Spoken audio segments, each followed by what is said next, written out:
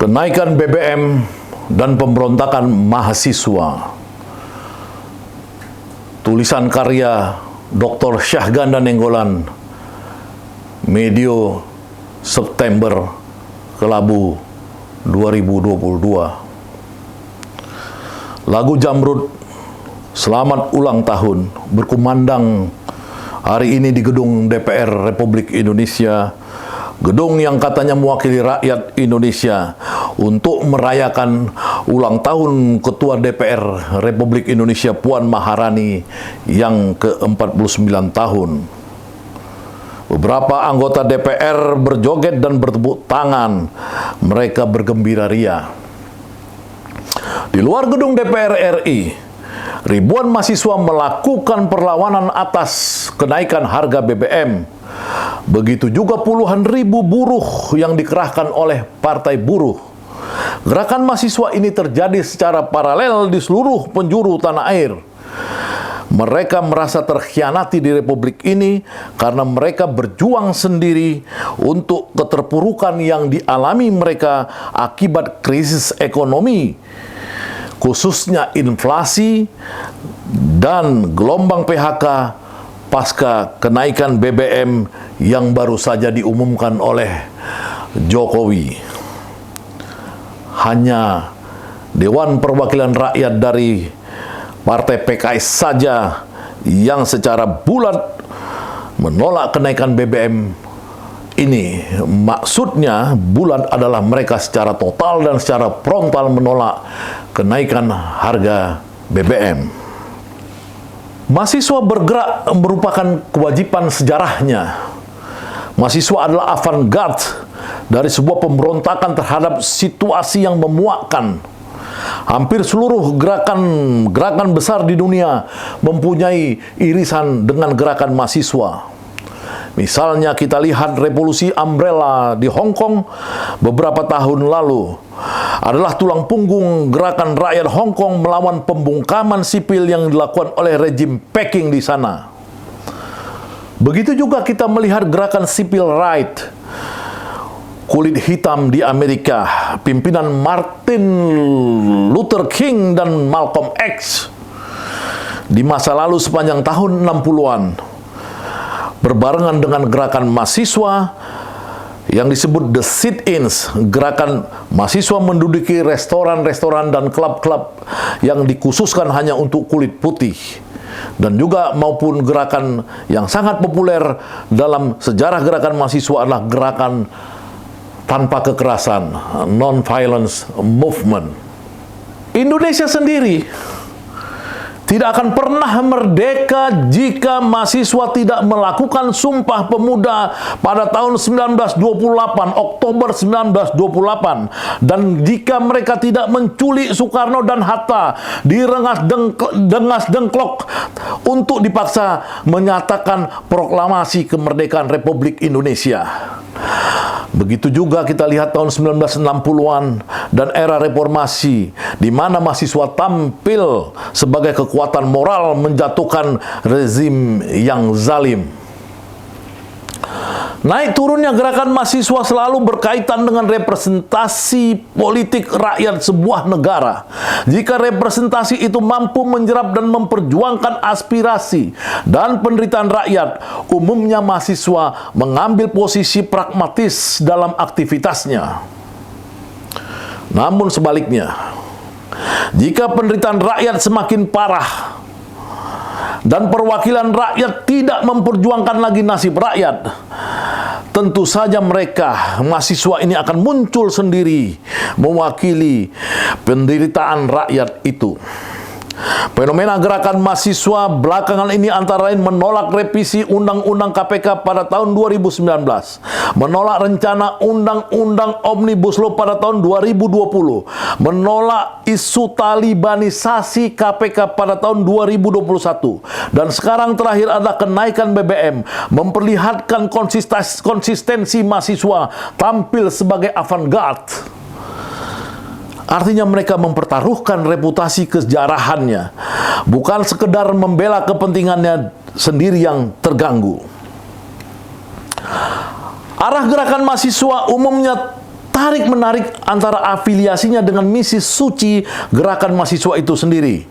Dari sisi afiliasi, gerakan mahasiswa saat ini terjadi bukan saja oleh mahasiswa intrakampus atau BEM atau singkatan dari Badan Eksekutif Mahasiswa, melainkan juga oleh mahasiswa-mahasiswa yang disebut sebagai kelompok Cipayung seperti GMNI, Gerakan Mahasiswa Nasionalis Indonesia, PMI, Pergerakan Mahasiswa Islam Indonesia, HMI, Himpunan Mahasiswa Islam Indonesia, dan beberapa nama lainnya. Kelompok Cipayung di Tenggara Islam ini berafiliasi secara ideologis dengan kelompok sosial yang lebih besar, bahkan partai politik. Namun sejatinya mereka, seperti tahun 1965 dan 1998, dapat berseberangan dengan afiliasi vertikal mereka. Karena apa? Karena mereka berkolaborasi dengan rakyat, mereka membela kepentingan rakyat semesta. Kasus kenaikan BBM saat ini begitu buruk, baik dari sisi kepentingan mahasiswa itu sendiri, atas masa depan mereka yang semakin suram karena beban biaya hidup dan semakin banyaknya PHK, maupun kehidupan rakyat yang semakin sengsara. Di sisi lainnya, wakil rakyat dan elit-elit bangsa tidak memperlihatkan sensitivitas. Misalnya ada pejabat kepolisian yang memakai baju seharga 7-10 juta yang dibully oleh netizen baru-baru ini, di mana rakyat sedang miskin dan menderita. Apalagi ketika ada kasus Sambo yang menggemparkan Indonesia, bahwa saat ini yang terjadi bukan supremasi hukum, tapi supremasi hukum telah berubah menjadi mafia hukum dan kekerasan. Menaikkan BBM dalam masa sulit di kalangan buruh, tani, dan rakyat miskin kota, khususnya ketika pandemi COVID-19 baru saja hampir usai, sangatlah tidak tepat. Alasannya pun tidak tepat, seperti penyesuaian harga dan subsidi yang tidak tepat sasaran. Pernyataan Puan Maharani misalnya, bahwa kenaikan BBM untuk kesejahteraan rakyat dimaknai juga telah ingkar terhadap Puan Maharani melakukan penolakan atas kenaikan BBM di era pemerintahan Susilo Bambang Yudhoyono. Justru rakyat semakin susah saat ini atas kenaikan harga-harga, dan bahkan menyusul beberapa saat lagi, sehingga kita melihat hancurnya daya beli masyarakat. Maka kita akan melihat gerakan mahasiswa akan menemukan sejarahnya sendiri. Sebagaimana akun Instagram Gejayan memanggil 6 September 2022 yang dikutip oleh CNN Indonesia sebagai berikut: arahkan amarahmu, buat titik api di sekitarmu. Tahukah Anda, ini adalah sebuah bahasa simbolik dari sebuah pemberontakan mahasiswa. Mari kita berdoa agar gerakan mahasiswa berjalan dengan baik untuk kepentingan rakyat jelata dan dalam lindungan Allah Subhanahu wa Ta'ala. Terima kasih. Wassalamualaikum warahmatullahi wabarakatuh.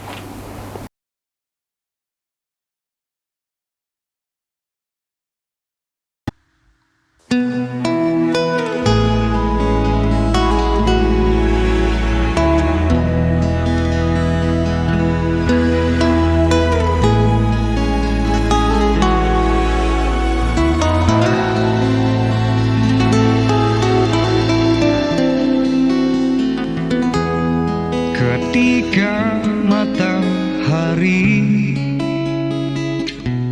hanya di atas kepala, panas melelehkan. Ketika keadilan akan ditegakkan di hari akhir zaman. Padang yang luas tapi engkau pemimpin adil.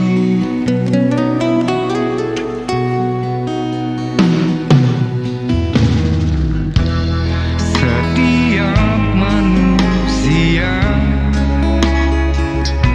adalah khalifah di muka bumi ini. Engkau khalifah, dari khalifah kau dinaungi, kau dirahmati. Tapi engkau khalifah, dari khalifah kau dinaungi, kau diselamatkan. Dari hari pembalasan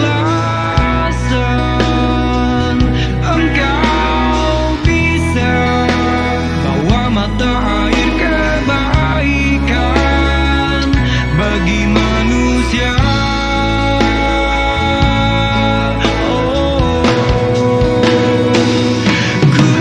Kuasamu juga bisa menenggelamkan umat manusia.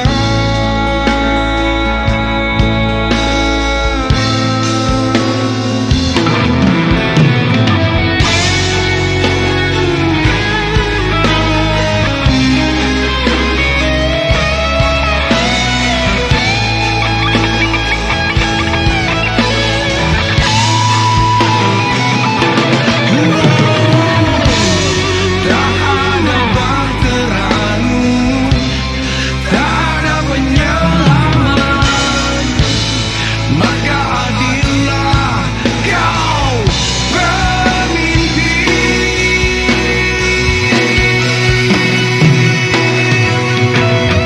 Engkau khalifah, dari khalifah kau dinaungi, kau dirahmati. Tapi engkau khalifah, dari khalifah kau dinaungi, kau diselamatkan.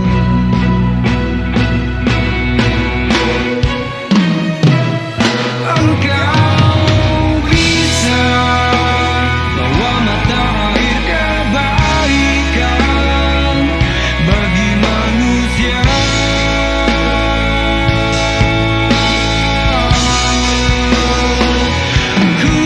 Kuasamu juga bisa menenggelamkan umat manusia.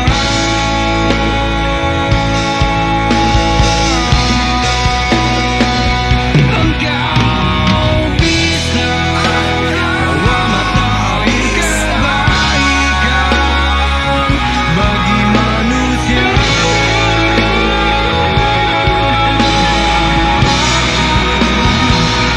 Kuasamu juga bisa menenggelamkan umat manusia.